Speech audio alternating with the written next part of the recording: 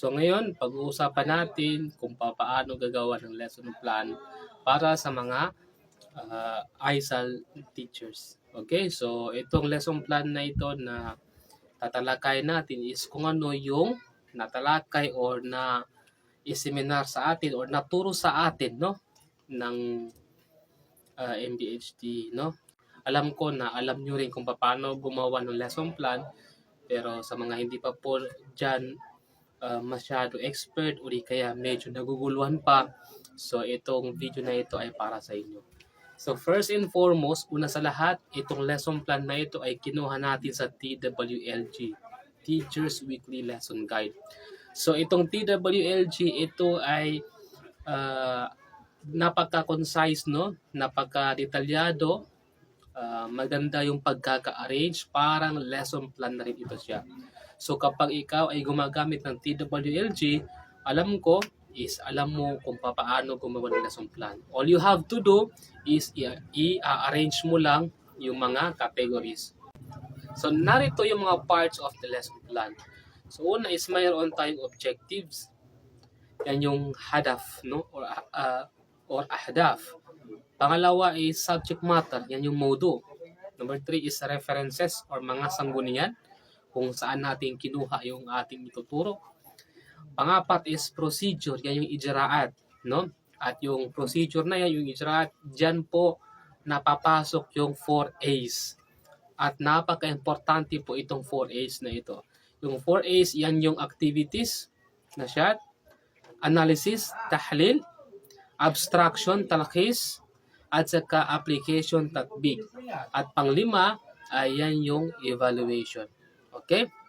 So lahat ng yan is bibigyan natin ng example sa mga next slide. So ito is gumawa tayo ng lesson plan bilang sample, no? Para makita ninyo kung paano natin siya pinagsusunod-sunod. So yung lesson plan, ano ba? Bakit ba siya kailangan? Kailangan yung lesson plan para ito ay guide, no, sa iyong pagtuturo, no? Kumbaga, meron kang guide sa iyong pagtuturo. Pangalawa is mas mapapadali yung paggawa mo ng test question, lalo at alam mo kung ano yung coverage ng naituro mo, no? Kung wala kang lesson plan, medyo mahirap, no? Medyo mahirap. Minsan titingnan mo pa yung notebook ng mga estudyante mo kung ano yung mga naituro mo. Pero pag meron kang lesson plan, automatic alam mo na kung saan ka gagawa ng mga test question. So, lesson guide ba? Lesson guide. Lesson guide. Okay, so next slide tayo. So, let's assume na ang ating gagawan ng lesson plan ay sira na pang grade 2. Okay? Kana grade 2, ibagumpara ng tanong ang lesson plan. Sira ako na grade 2 a quarter 2. For example, sample ito kasi ito yung lesson plan na ginawa natin. So, of course, mayroon tayong hadaf, layunin, objectives. Iisa lang yan. So, sa lesson plan, ang hadaf is nandito yung objective mo. Nandito yung criteria mo or kung ano yung ini-expect ng estudyante mo sa iyo after mo maituro yung isang oras na talakayan sa subject na sira. No? So, siyempre, meron tayong hadaf. Ano yung kailangan natin maituro sa estudyante? So, after 1 hour is mayroon tayong objective na dapat malaman ng estudyante. So, for example, ganito. Hadaf natin sa sira na pang grade 2, matapos ang isang oras na talakayan, inaasaang ang mag-aaral ay, okay, matapos daw ang isang oras na pagtuturo o talakayan, ang mga mag-aaral, no, so mga bamanghagian to, nakatuntayan nila sunyaba at talutiman. Okay, mga amakipanto sa sira. So, ikaisa na matutukoy ang nakaugalihan ng Propeta Muhammad sallallahu alaihi wasallam sa pag-aalaga ng mga hayop. So, after ng isang oras na talakayan ay matukoy. Okay? Matukoy ang nakaugalihan. Kumbaga malalaman, no? Malalaman ng mga estudyante kung ano yung nakaugalihan ng Propeta Muhammad sallallahu alaihi wasallam sa pag-aalaga ng mga hayop. Ngin inasanayan ato kapanggulan no Rasulullah sa kano kapagayamin kano mga binata. Okay? Kesa nagkatultayan na estudyante paano yung kito kapagayam, no? Rasulullah sa kapagayam. Ikay santo katuntayan na wata, makapantag siya ba sa after nga makadiscuss. Sunya ba a lesson sa kanilang. Ikadua katuntayan na wata na papahalagaan ang mga mabubuting gawain ng Propeta Muhammad. Kumbaga, kaingyan sa araga, so mga mapiyaan to nakanggulalan ato kanang mula. Pingkulan ng Rasulullah sallallahu alaihi wasallam. Ikatlo, katuntayan ng mga wata, after ang makapamando, sunyaba lesson ato kamodu sa kanilan, na isulat ang ibang katangian ng Propeta Muhammad. Okay? So, kumbaga, pagkasulat, so, kapag pananto ang mga sifat ng Rasulullah. So, sa paksang ito, may integrasyon ng pagmamahal sa pamilya at pagiging matulungin at masunurin. So, naka-integrate siya ba sa topic ba niya ba? So, pagmamahal sa pamilya. So, kakalimo siya kanong pamilya at pagiging matulungin at masunurin. Okay, so namba i-hadaf, okay? Namba sama na i-hadaf, namba sama na i-expected katuntayan na wata after ang makapamando so lesson nanto sa chorus. Okay, niya ba talo tiyo ba niya ba? Okay, sa una, nasumyaton sa modo tanong. Okay, niya tanong subject matter ato ka modo na ang pag-aalaga ni Propeta Muhammad ng mga tupa at kambing. So kinapagayam no Rasulullah sa mga kambing ng bili-bili. Okay? Ra'yuhu Muhammad sallallahu alaihi wasallam lil ganam wal kharuf. Okay, kharuf. So, namba sa mana maudutan no. Maraji, niya mana na maraji namba sa mga sanggunian o di kaya references. Ndo kinuha so ini pamandon kanto. Doon ka kinuha. So, of course, siya sa TWLG, anong din sa kanin, na talaga doon nakabatadan doon yan ang kabupungluan na pagkopya ng kabus kayong bali pambatadan ka siya kanong maraji. Okay? So mga adawat, mga kagamitan. Niya ba mga adawat ba niya ba or al-adawat, mga kagamitan na sa kainan ipambatadon. So for example, sa kinapamanon ka siya sira, yan ang kaginamit na Manila paper o pamam. Kalungan ka ba inisuat sa mga IMs ka. So therefore, makapagong ka siya ba sa mga kagamitan. So, number one na, Manila paper o pamam. And then, gimamit ka sa pentel pen ato ka mga crayons, mga color. So, ipagsurat din ito palang sa kano, kabamanon ka kano niya ba ang mga or kano niya ba a topic. Okay? So, kinapamanon ka sa kano niya ba a topic. So, kabamanon ka sa kano niya ba a topic na ipagsuratan ka gini mga nagamitan ka. Kung gimamit ka sa laptop, isuratan ka. O gimamit ka sa mga meta cards, flashcards, isulatan ka. O ada mga video clips nang ka, isulat ang kintos kay makapantag sa makapantag sa niya topic ka, specific topic ka. So makasuot din to balang na ginamit ka. Okay, siya sa mga adapa. So ini-blanko ko kagina bilang example binas kay nam. Okay. So saguna na siya tanong sa okay. So saguna siya to sa ijraat. Okay, ijraat pamamaraan. Procedure ni adam ba so bludapanan ka din. So, ibamandon ka. Kaya ginanto, pinamas mo ito na mga planon ka pa rin to. Kumbaga, mga ibamandon ka pa rin to. Kung may kasumiyakan sa procedure, niya ba so, ibamandon ka. Kumbaga, actual na panggulan ka siya kano, eskwela. Nakalimutan ko palang ilagay, before ijraat is meron tayong preliminary activities, no? First is magdua, ayan, mayroong mga motivational quotes o halimbawa. So, yun ang mauna, no? Mga checking attendance, mauna yan bago ka pumasok dito sa ijraat. Okay? So for example, tatanungin mo sila kung nakakain na ba, kamusta sila, okay? Bago ka papasok sa ijraat. Kamusta kayo? Sino yung absent? Ang i-check lang is kung sino yung absent. Hindi ka pwede magtawag ng isa-isa, no? Kasi makakaubos ka ng oras. Ang sasabihin mo lang is kung sino yung absent.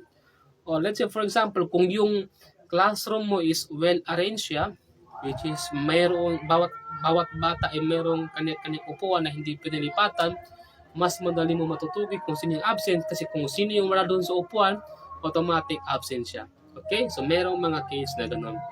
Hindi na kailangan na isa-isa mo pa sila. So after nun, after mo magawa yung mga ganong mga bagay, papasok ka na dito sa ijraat, pamamaraan ng iyong pagtuturo. Okay? So, sa ijraat, Sa pamamaraan, dito madidiscuss or dito napapasok yung 4 A's. Yung 4 na A. Yan yung activity, analysis, abstraction, at saka application. So, sa Injerat, unang category ng Injerat is activities. Okay? So, ano yung activities na ginawa natin patungkol sa sira? Okay? Okay. So, dito makikita natin na siya gawain 1. Unang activity. Panuto sa guro. Kung makikita niyo dyan sa TWL, dyan mayroong naka-indicate na panuto sa guro. Ibig sabihin, yan yung gagawin mo. Okay, yan yung gagawin mo. Panuto sa guro. Ikaw na guro. Okay? Magbalik tanaw sa nakaraan at suriing muli ang mga paksa ng isa-isahan at ipabatid sa mga mag-aaral ang mga tao na uugnay sa buhay ni Propeta Muhammad sallallahu alaihi wasallam at kung ano ang kinalaman nito sa kanyang buhay.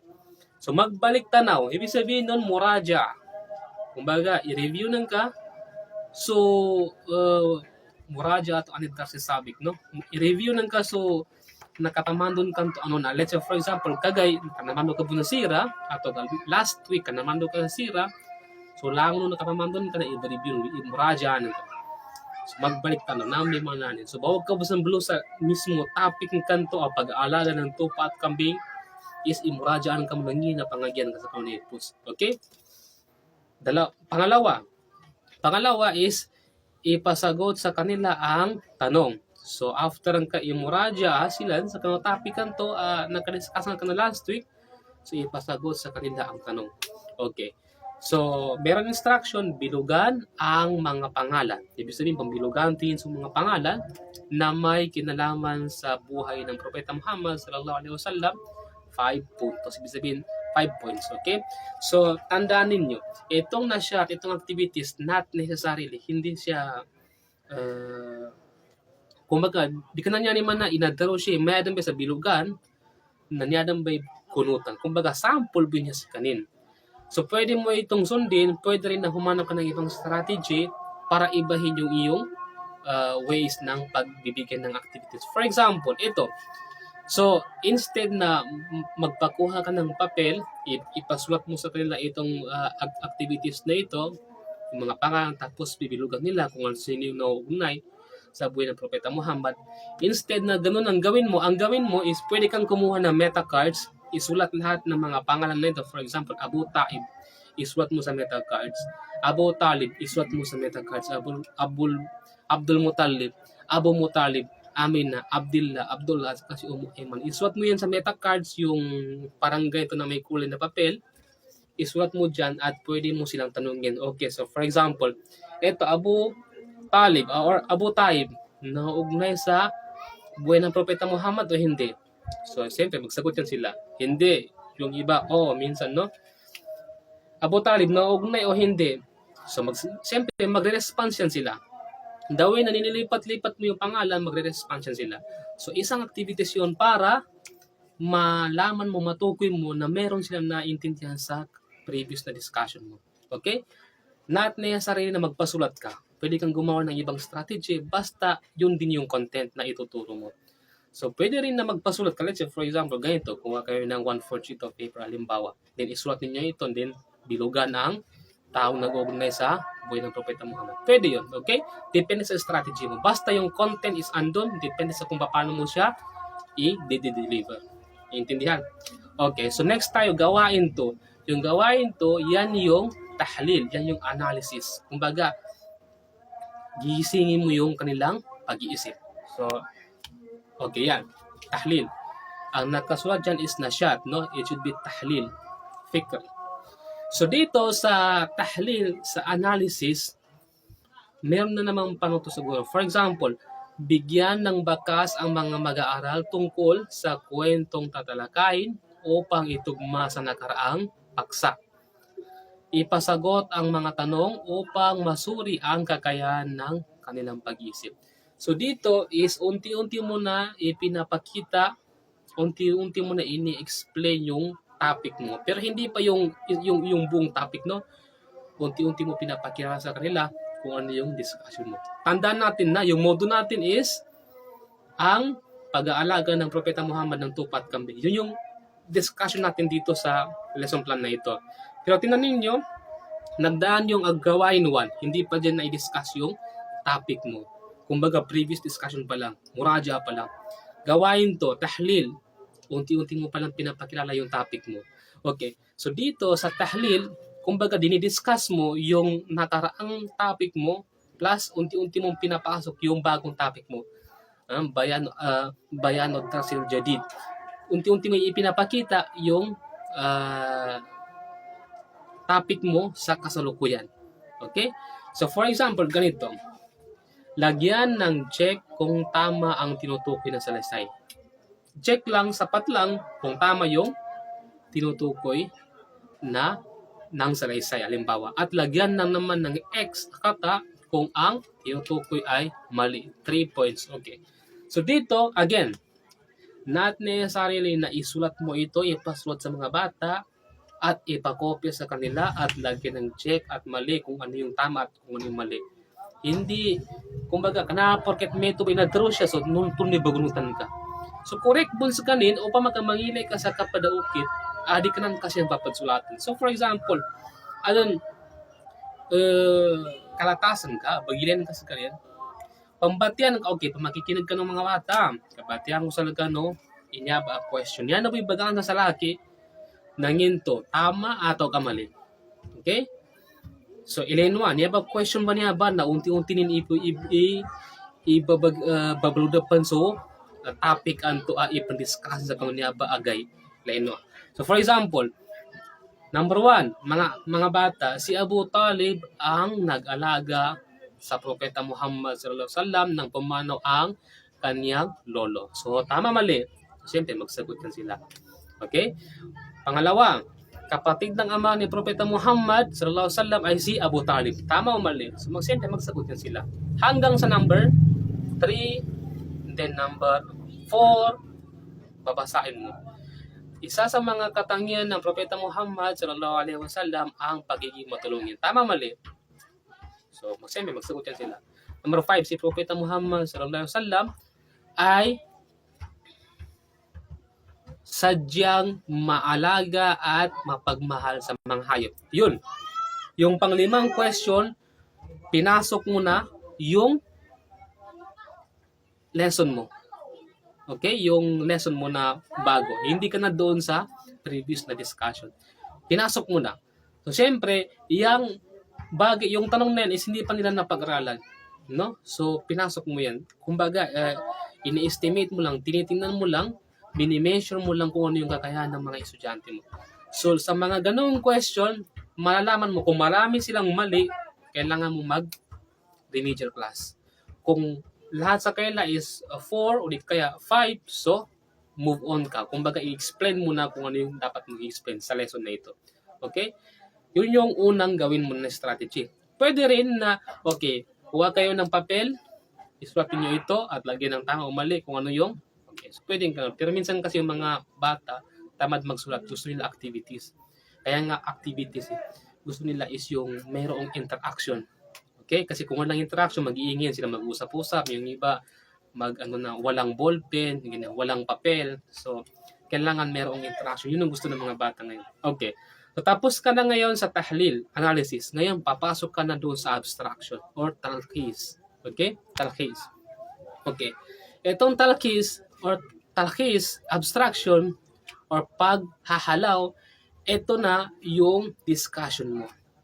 So, nalaman mo na yung question mo na yon na, kumbaga, tinangkadan ka, so kanila na ito ang mga ilmo, so makapas ka na, tuntahan nila so, nolian to a discussion ng kaso, therefore, explain ka so bagwa lesson ka. Okay? So, dito ka na sa abstraction. Okay. Paano to sa guro? Ibig sabihin, niya ba mo na may magilingan ka? Ituro sa mga mag-aaral ang tamang pagbasa at pagbigkas ang bawat salita sa kwento sa pamamaraan. Okay. Ibig sabihin, pambatian ng kwento, so ituro mo sa mga bata kung paano yung tamang pagbigkas ng bawat salita. Okay? So habang binabasa mo yung kwento, nalalaman ng mga bata kung ano yung inilalaman ng kwento at natututo pa silang magbasa. Okay, so tingnan natin. Ito yung abstraction, laman ng abstraction. Okay, tingnan ninyo. Ang pag-aalaga ni Propeta Muhammad ng kambing at tupa. Okay? So, siyempre, bago mo yan siya papasukan, tingnan muna natin kung ano yung panuto sa guro. Okay. Ano ba yung ipinapabasa or kailangan malaman ng bawat bata kung ano yung babasahin? Kailangan mabasa nila ng tama. So, pagbasa nito ng maayos at malino, kailangan ma-align mo yun. Kailangan kaalistuan kinto sa So, for example, uman sa pambatya, kailangan mag-alistuan ka, i-pick up pambatya go, malinaw. Pagbasa ng guro at sinusundan ng mga bata, pwede rin ang gawin mo na habang binabasa mo, then sila na naman yung magbasa. Repeat after me, ika nga nila, no? Pangatlo is pagbasa ng mga mag-aaral ng sabayan. So, pwede mo silang pagsabay-sabayin basahin ang kwento. So, last is pagbasa ng napipintong mag-aaral. Okay? So, sa madaling salita, yung kwento na ito is ipabasa. Pwede rin na kayo magbasa and then sila yung susunod sa'yo. Okay? So, dito, explain mo na yung papaano mag-alaga si Propeta Muhammad ng mga kambing at tupa. Explain mo na. Abstraction na ito, abstraction na ito. Kopyahin sa iyong kwaderno ang magagandang pag-uugali ng Propeta Muhammad sallallahu alaihi wasallam na mababasa mo mula sa kwento. Okay? So dito, after mo sila ipabasa ng grupo or isa-isahin. So for example, okay, ikaw Muhammad, basahin mo itong unang sentence. Tumayo si Muhammad. Nang pumanaw ang lolo ni Propeta Muhammad sallallahu alaihi wasallam na si Abdul Muttalib, siya ay inalagaan ng kanyang tiyuhin na si Abu Talib. Okay, stop. Okay. Thank you Muhammad, syukran. So, Islis, upo ka na. So, explain mo na. Okay. O pwede rin na bago mo explain, sabihin mo yung, or tanungin mo yung mga mag-aaral. Okay. So, naiintindihan niyo ba yung binasa ni Muhammad? Ano yung kanyang binasa? Sino ang nakaintindi sa kanyang binasa? Kung merong doon tataas ng kamay, so kailangan mo siya i-entertain. Okay, so ano naintindihan mo? Kahit na sabihin niya na medyo malayo sa katotohanan, ika nga nila, sabihin mo rin, okay, very good, no? Hindi dahil sa tama yung kanyang sagot, pero so for example, sabihin mo, okay, matapang si Muhammad, siya yung unang, or si Zaid, siya yung nagsagot na ang naintindihan daw niya ay kung paano mag-alaga si Propeta Muhammad ng kambing at tupa. Okay, so sino pa? Good, tama yun. Okay? Huwag mo sabihin na mali kasi baka hindi na yung sumagot ulit. No? Okay, sino pa? Sino yung magbasa? Okay, si Fatima. Okay, yun, binasa na naman. Habang siya ay nasa pangalaga ng kanyang tiyuhin, siya ay nag-aalaga ng mga kambing at tupa kasama ang mga batang pag-alagala upang matulungan niya ang kanyang tiyuhin na si Abu Talib. So, explain mo na. Okay? So, niyanin manating ka nang gunaso makapagulinin so Rasulullah so kanang Abu Talib na nagalagas kay nagayam sa kambing nandutupa para katabanganin so tiyuhin niya to si Abu Talib. Okay? So, tema ni pambatya si Zaid. Okay. So, batayan sa minto. Tamaan sa mapupus silang matya. So, kung kunay na mapupus matya so niya ba kwento ng Rasulullah, ngayon, pwede mo silang pasulatin. Okay? So, ano ang isusulat? Itong kwento, hindi, no? Hindi mo yun siya ipapasulat kasi mauubusan ka ng oras. Ang gagawin mo, ipakuha mo sila ng let's say 1/4 sheet of paper at sabihin na isulat ninyo dyan sa papel kung ano yung mga mabubuting gawain na ginawa ng Propeta Muhammad. Yan, no? Yung tanong dyan sa taas, ipagawa sa mga mag-aaral. Hindi na yan siguro, no? Ipagawa sa mga mag-aaral. Kopyahin sa iyong kwaderno ang mga magagandang pag-uugali ng Propeta Muhammad sallallahu alaihi wasallam na mababasa mo mula sa kwento. So, ipasulat yun sa kanila. Pwede rin na tanungin mo yung isa-isa. Ikaw, Zaid, o ikaw Ali, o di ka ikaw Hasan, o di ka Hussein. Ikaw Hussein, tumayo ka. Ano yung naintindihan mo na isang bagay na magandang pag-uugali ni Propeta Muhammad? Okay? So, magsabi na yan siya. Ikaw naman Hasan. So, yun. So, may kanya-kanyang opinion yan. Pag lahat ng sinasabi nila is aligned doon sa kwento, kumbaga, malapit doon sa kwento or tama mismo, ibig sabihin, nakuha mo yung pag-deliver ng lesson mo. Okay? Ibig sabihin, nakuha ng kaso, perfect at kapan distribute. Kapamano siya ka na lesson ka. So, dapat san mapasad. Okay? After ka makasi sa abstraction o talkis, siya ka dun sa tatbik. Ibig sabihin, application. Diba? Activities, analysis, abstraction, then application. Tama ba ako? Kung hindi ako nagkakamali, no? Yun yung pagkakasunod. Kung mali ako, correct me if I'm wrong. Okay. So, next is application. Tatbik. Paglalapat. Okay. So, dito, gawain for, tinan ninyo, panuto sa guro. Ewan ko pa kung klaro yung yung sulat. Panuto sa guro. Balikan ng mga ilang salita, punan ito upang maalala ng mga mag-aaral ang gawaing pagsusulit. So, ibig sabihin, balikan ng mga salita. Para di kalipatan ng mga wata, sunginin to ba ang mga mapihaan to akatingyan ng Rasulullah. Ipabasa sa kanila ng sabayan ang mga salitang napipinto. Ipasagot sa mga mag-aaral. Punan ng mga salita ang loob ng kahon, hanapin ang sagot sa kanang bahagi nito. 10 points. Okay. So, ipabasa mo sa kanila. Okay, kambing, tupa, matulungin, yes, propeta, Muhammad, Abu Talib, lolo, tiyuhin, at pumanaw. So, sa activities mo, after mo silang ma-review kung ano yung mga magagandang salita o magagandang gawain ng Rasulullah, in-explain mo na sa kanila ng maayos. Then, application. Dito tayo sa application. So, ito, pwede mo sa kanila ito siya ipasulat. No? Pwede mo sa kanila ipasulat. Kasi yung kanina, pwede mo naman na gawin mo yun is itanong mo lang sa kanya ano yung mga magagandang ginawa ng Rasulullah. Pwede mo lang yung itanong. Oral quiz o short quiz. Ito, pwede mo itong ipasulat sa kanya. Kasi ilalagay yung mga bawat salita sa kahon. Okay. So, pwede mo yun siya gawin. Okay? So, yan yung tatbik application. Last part ng lesson plan is evaluation. Takim. Okay, takim. Kumbaga, titingnan mo kung meron bang naintindihan ng mga mag-aaral sa i-discuss mo na bagong lesson. Yan yung takim.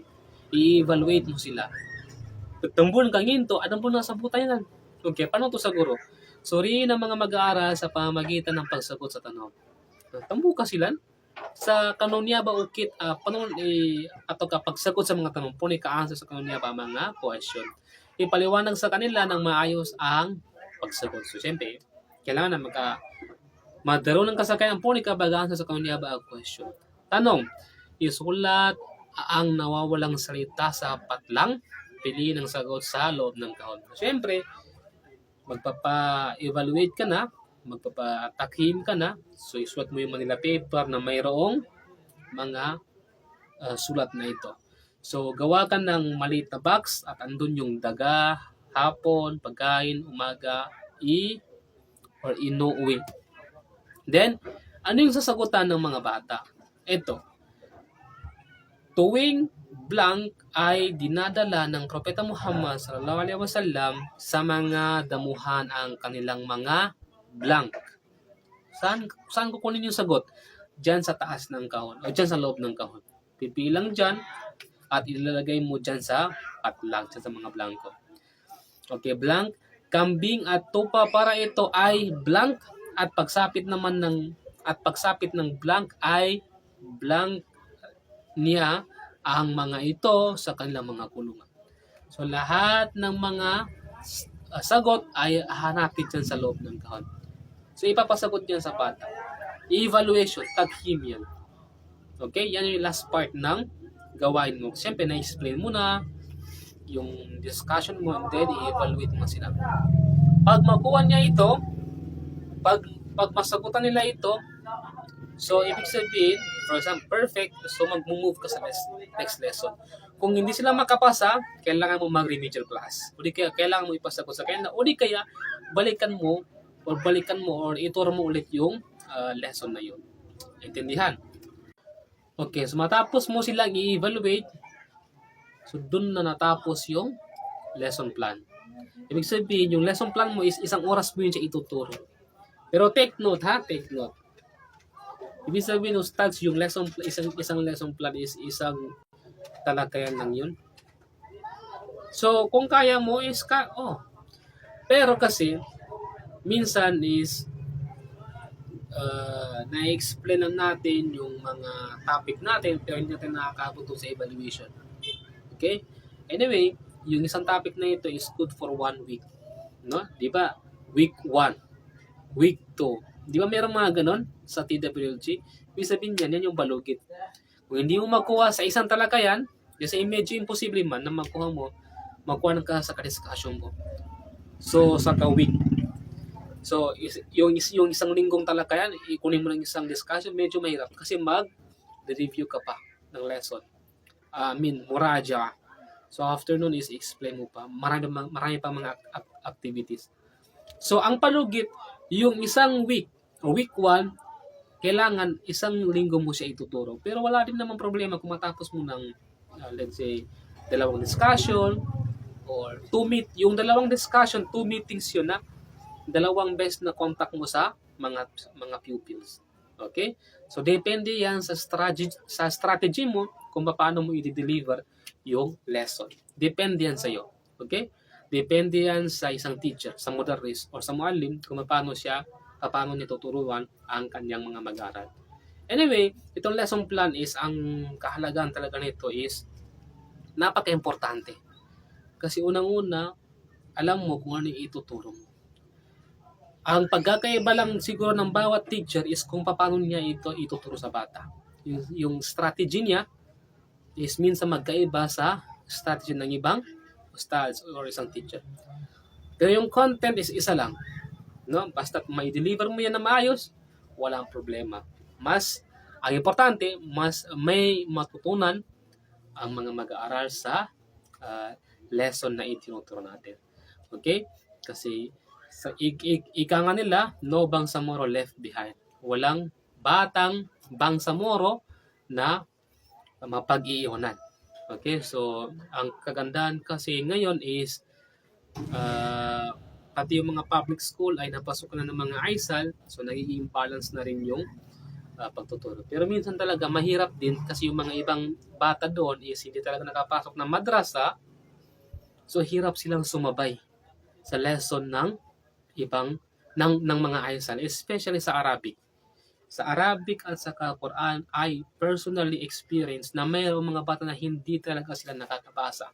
Since kahit itsura ng Sad, itsura ng Shin, itsura ng Jim, hindi nila alam. So yan yung mga challenges na kailangan nating hanapan ng paraan para hindi sila malito. So tayo na yung kusang maghahanap ng paraan kasi tayo yung nasa field. Tayo yung nasa may contact doon sa mga bata. Tayo yung nasa field. So, maghanap ka ng paraan para makasabay ng konti sila. Okay? Para makasabay ng konti. Para at least, kung kaya mo naman na makasabay totally sila doon sa mga magagaling, alhamdulillah, mashallah. No? Pero kung hindi naman, at least, hindi siya mapag-iwanan doon sa topic. Okay? So, ganito na lamang. Bye. Assalamualaikum warahmatullahi wabarakatuh. Kung mayroon kayong mga tanong, so just message me.